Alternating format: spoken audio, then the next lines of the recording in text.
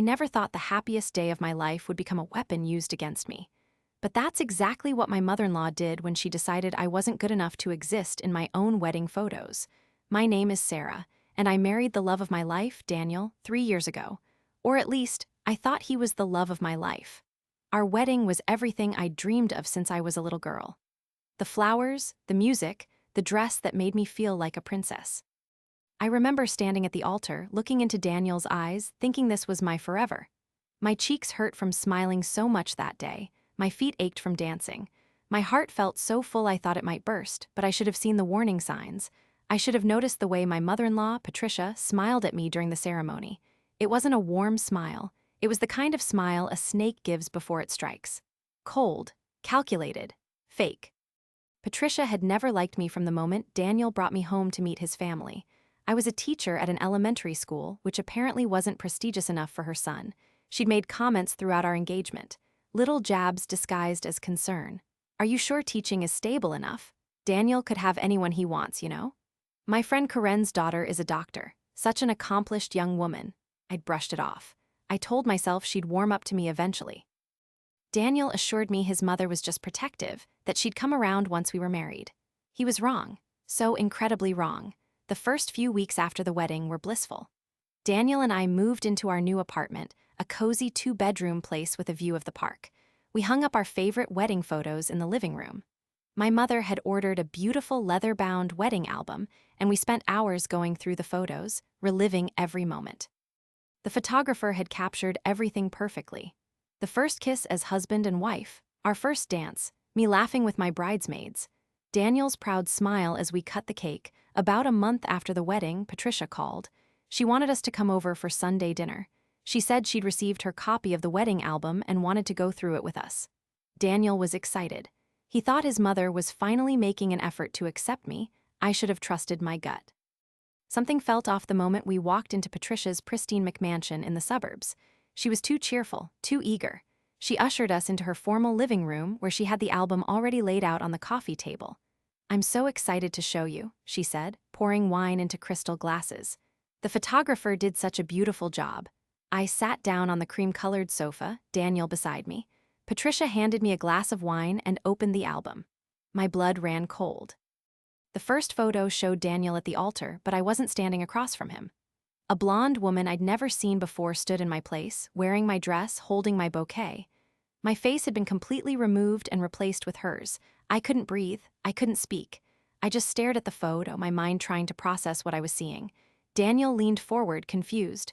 "Mom, who is that?" he asked. Patricia smiled that snake smile again. "That's Amanda, Karen's daughter. Remember. The doctor I told you about. Doesn't she photograph well? I thought it would be nice to see what the wedding would have looked like if you'd made a different choice." The room spun. My hands started shaking so badly that wine sloshed out of my glass and onto my jeans. I turned the page, hoping it was just one photo, some kind of sick joke. But it wasn't. Page after page, my face had been erased and replaced with this Amanda woman. In some photos, she was photoshopped so poorly that you could see the odd proportions, the mismatched skin tones. But Patricia had clearly spent hours on this project, hours removing me from my own wedding. "What the hell is this?" Daniel's voice finally broke through my shock. He grabbed the album, flipping through the pages, his face growing red.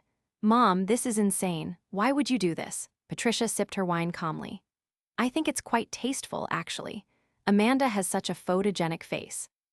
And she's accomplished, Daniel. She's a surgeon at Johns Hopkins. She would have been perfect for our family." "Our family?" Daniel stood up, the album falling to the floor. "Sarah is our family. She's my wife, for now," Patricia said with a dismissive wave. "But darling, be realistic. What does she bring to the table? She makes $35,000 a year teaching children their ABCs. Amanda makes over $300,000. Amanda comes from wealth. Amanda would elevate you." I finally found my voice, though it came out as barely a whisper. You erased me." Patricia turned to me, and for the first time I saw the pure disdain in her eyes. She wasn't even trying to hide it anymore. "Oh, don't be so dramatic, Sarah. They're just photos, though I must say the album looks much better this way. Your photographer really should have used better lighting on you. You look so washed out in the originals." That broke something in me. I stood up, my legs unsteady, and walked toward the door. I could hear Daniel yelling at his mother behind me, but his words sounded distant, like I was underwater. I made it to our car and sat in the passenger seat, staring at nothing. Daniel came out 10 minutes later, his face drawn. "I'm so sorry," he said as he started the car. "I don't know what's wrong with her. She promised she'd return the album to the photographer and get proper copies made." "She spent hours on that," I said quietly. "Hours erasing me, putting another woman in my place, in my dress, in my moment. I know, baby, it's sick, but don't let her get to you. She's just bitter and cruel." But she already had gotten to me. That night, I couldn't sleep. I kept seeing those photos, my face gone, replaced with a stranger's. What kind of person does that?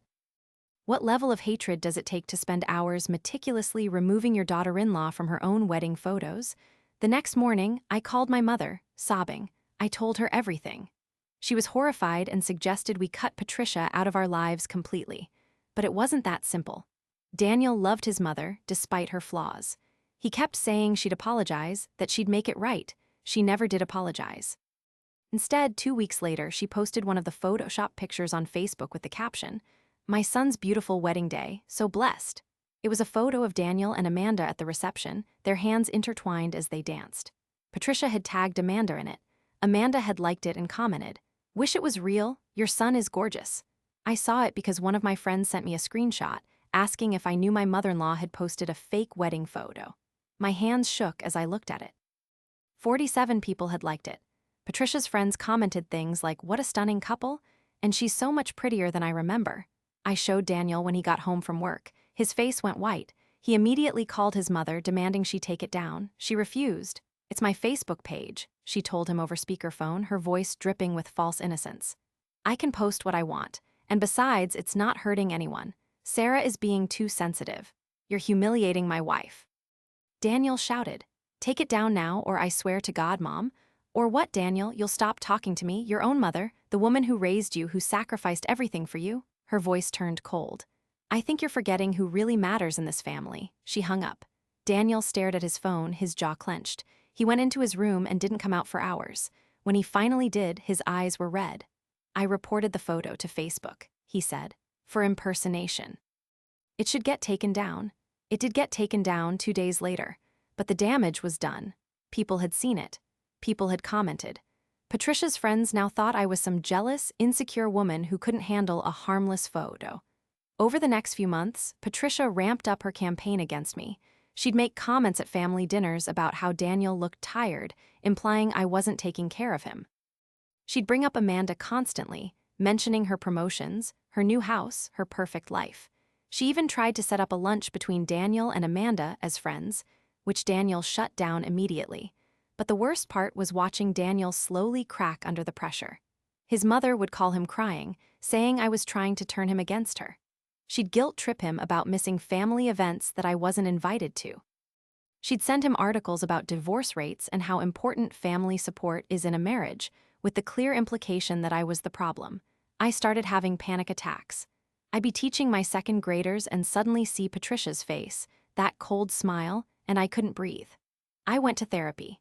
My therapist told me I was dealing with psychological abuse and that I needed to set firm boundaries. But how do you set boundaries with someone who doesn't respect them? Someone who sees you as an obstacle to be removed? The breaking point came almost a year after the photo incident. Patricia was planning a big 60th birthday party for herself, a black tie event at a fancy hotel. She'd been planning it for months, sending out embossed invitations, hiring a professional event planner. She wanted everything perfect. Daniel and I received our invitation, and I noticed something odd. My name wasn't on it. The envelope was addressed only to Mr. Daniel Hartley. Inside, the invitation read, "You are cordially invited to celebrate Patricia Hartley's 60th birthday. Guest of honor, Patricia Hartley. Special tribute, a mother's love, a slideshow tribute celebrating Patricia as mother of the groom." "It's probably just a mistake," Daniel said when I pointed out my name wasn't included. "I'm sure you're invited too." But when Daniel called to confirm, Patricia's response was clear. "Oh, it's just that I have limited seating, darling. I'm sure Sarah understands. It's really a family event." "Sarah is family," Daniel said, his voice tight. "Well, of course, technically, but you know what I mean, the people who have been there from the beginning." I told Daniel I wasn't going to fight it. I was exhausted from fighting. But he insisted. He told his mother that if I wasn't welcome, he wasn't coming either. Patricia, not wanting her precious son to miss her big night, finally agreed I could attend. But I could tell from her tone when Daniel put her on speaker that she was furious. As the party approached, I felt this strange clarity. I was done being the victim. I was done crying over this woman's cruelty. Patricia wanted to humiliate me. She wanted to erase me from her son's life. Fine. But I was going to make sure she understood that actions have consequences. I spent weeks planning. I dug into Patricia's past, something I'd never bothered to do before. I found her first wedding announcement from 30 years ago.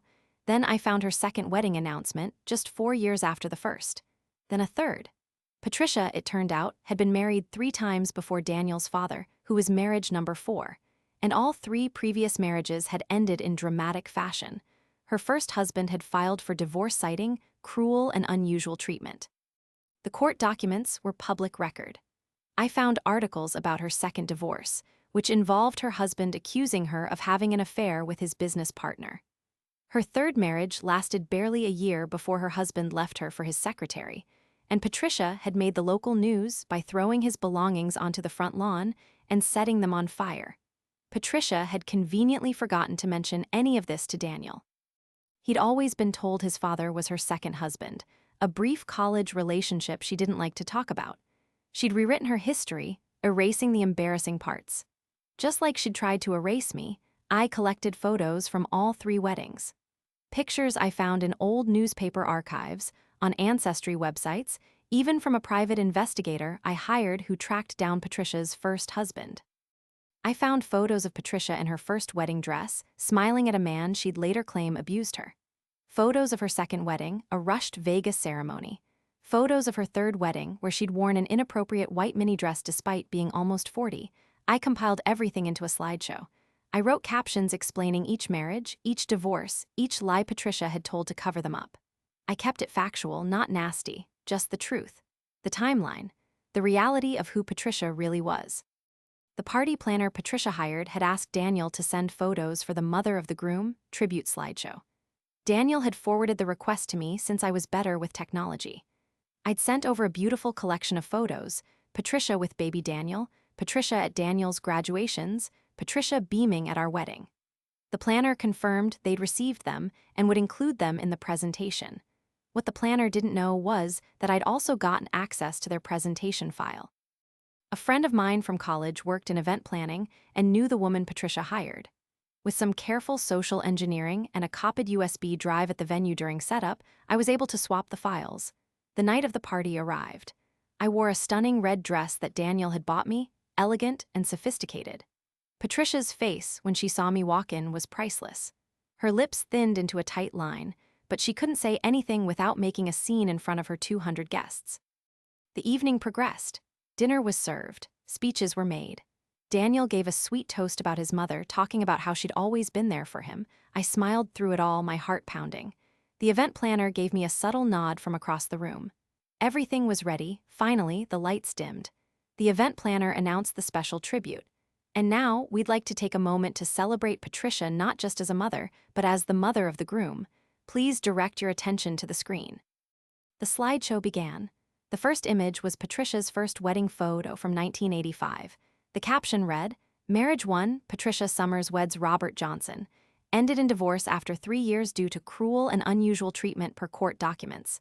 The room went silent. Patricia's face drained of all color. She stood up, her chair screeching against the floor. Turn it off, but the slideshow continued. Marriage number 2 appeared. Marriage 2, Patricia Johnson weds Marcus Freeman. Ended after Patricia's affair with Marcus's business partner, Thomas Hartley. Turn IT off, Patricia screamed, running toward the event planner.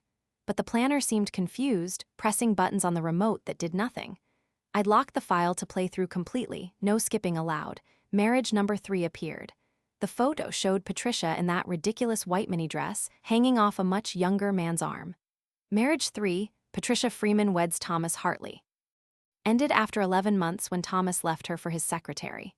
Patricia was arrested for arson and destruction of property. The room erupted. People were gasping, whispering, some were even laughing. Patricia's carefully cultivated image of the perfect society woman was crumbling in real time. She was crying, genuine tears streaming down her face as she tried to manually turn off the projector, yanking at cords. Then came marriage number 4. Marriage 4, Patricia Hartley weds Gregory Hartley, Thomas's older brother.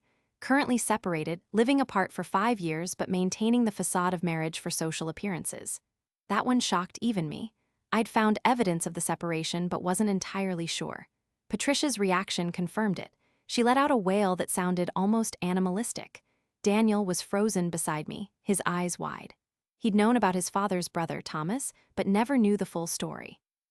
Never knew his mother had been married to his uncle first, never knew about the other marriages.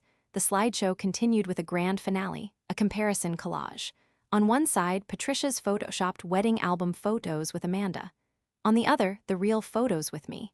The caption read, "Just as Patricia tried to rewrite her own history, she attempted to erase her daughter-in-law from her son's wedding. Some things, however, should never be forgotten." The lights came back on. 200 people stared at Patricia, who was now on her knees beside the projector, sobbing. Her carefully planned party had become a spectacle, but not the kind she'd intended. Daniel stood up slowly. He looked at me and I couldn't read his expression. Anger, shock, relief, maybe all three. Then he looked at his mother. "Mom," he said quietly, his voice cutting through the whispers and gasps. "You did this to yourself." We walked out together, leaving Patricia surrounded by her humiliated guests. My phone started buzzing immediately, texts from family members, friends who'd attended, even some of Patricia's friends expressing their shock and, surprisingly, their support. The drive home was silent. Daniel's hands gripped the steering wheel so tightly his knuckles were white. When we finally got to our apartment, he sat on the couch and put his face in his hands. "Did you know about any of that?" I asked softly. He shook his head.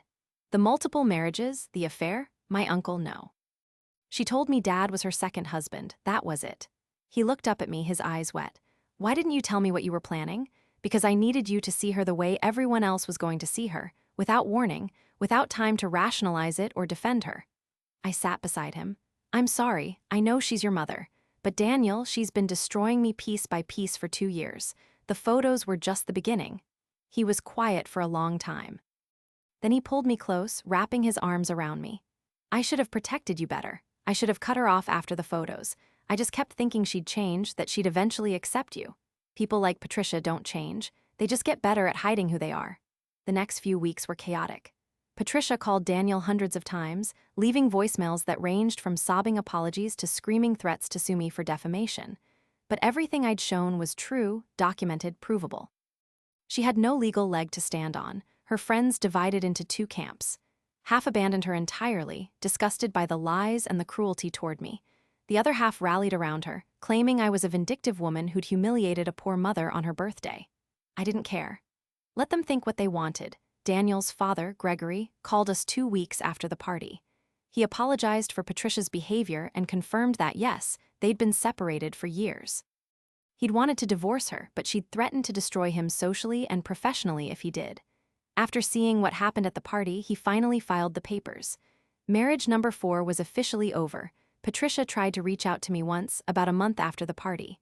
She showed up at my school, waiting in the parking lot as I was leaving. I saw her standing by her Mercedes, looking smaller somehow. Older. "I just want to talk," she said as I approached my car. "There's nothing to talk about," I replied, unlocking my door. "What you did was cruel," she said, her voice shaking. "You humiliated me in front of everyone I know." I turned to face her. "You photoshopped me out of my own wedding photos. You posted those photos publicly. You tried to erase me from your son's life because you didn't think I was good enough. And you want to talk about cruelty?" "I was protecting my son," she said weakly. "No, you were protecting your ego." "Daniel never needed protecting from me. He needed protecting from you." I got in my car. "Don't come to my workplace again. And don't contact me or Daniel unless you're ready to genuinely apologize and change. We both know you're not capable of that." I drove away, leaving her standing in the parking lot. In my rearview mirror, I saw her shoulders slump in defeat. Daniel and I went to couples therapy to work through the damage Patricia had caused. It wasn't easy. He had to confront the reality that his mother was a narcissist who'd manipulated him his entire life. He had to grieve the mother he thought he had and accept the one he actually had. We set firm boundaries. No contact with Patricia unless she apologized sincerely and agreed to therapy. She never did. She sent Christmas cards the first year, generic ones without any personal message. then even those stopped. I heard through mutual acquaintances that Patricia moved to Florida after her divorce from Gregory was finalized. She told people there that her son had married a terrible woman who turned him against his family. She was still rewriting history, still playing the victim. Some things never change, but here's what I learned through all of this. Revenge isn't always about destroying someone. Sometimes it's about revealing the truth. Patricia spent decades building a false image, lying about her past, manipulating people. All I did was hold up a mirror and show everyone who she really was. Would I do it again? Honestly, I don't know. Part of me wishes I'd been the bigger person, that I'd just walked away and let karma handle Patricia. But another part of me knows that people like Patricia count on their victims being the bigger person. They rely on your politeness, your desire to avoid conflict, your willingness to suffer in silence. Daniel and I are stronger now than we've ever been. We bought a house last year, a beautiful colonial with a big backyard. We're talking about starting a family. And we've built our own family traditions, our own support system, free from Patricia's toxicity. I still have our wedding album, the real one, displayed in our living room. My face is exactly where it belongs, smiling at my husband, living my best moment. No one can erase that. No one can erase me. The last I heard, Patricia was engaged again. Marriage number 5. I showed Daniel the Facebook announcement a few months ago. We looked at each other and just laughed. Not cruel laughter, but the kind of laughter that comes from true freedom. We didn't care anymore. She couldn't hurt us anymore. If there's a lesson in all of this, it's this: know your worth. Don't let anyone, not a mother-in-law, not a family member, not anyone, make you question your value. Patricia tried to erase me because she knew I made Daniel happy in a way she never could. She saw me as competition, as a threat to her control, but she was wrong. I wasn't her competition. I was Daniel's partner, his equal, his choice. And nothing she did could change that fundamental truth. Sometimes people ask me if I regret the slideshow, if I think I went too far. My answer is always the same. Patricia had years to stop. Years to apologize for the wedding photos, for the manipulation, for the cruelty. She chose not to. She chose to double down, to keep pushing, to keep trying to destroy me. I simply chose to stop being destroyed. And that's not revenge. That's self-defense. Today, I'm a vice principal at my school. Daniel got promoted to senior architect at his firm. We have 2 dogs, a golden retriever, and a mutt we rescued from the shelter. Our home is filled with laughter and love and real wedding photos that no one has tampered with. We're happy. Genuinely, completely happy. And that, more than any slideshow or public humiliation, is the best revenge of all. Because Patricia spent so much energy trying to prove I wasn't good enough, and in the end, all she proved was that she wasn't. Living well isn't just the best revenge. Sometimes, when paired with a little truth-telling, it's the perfect revenge.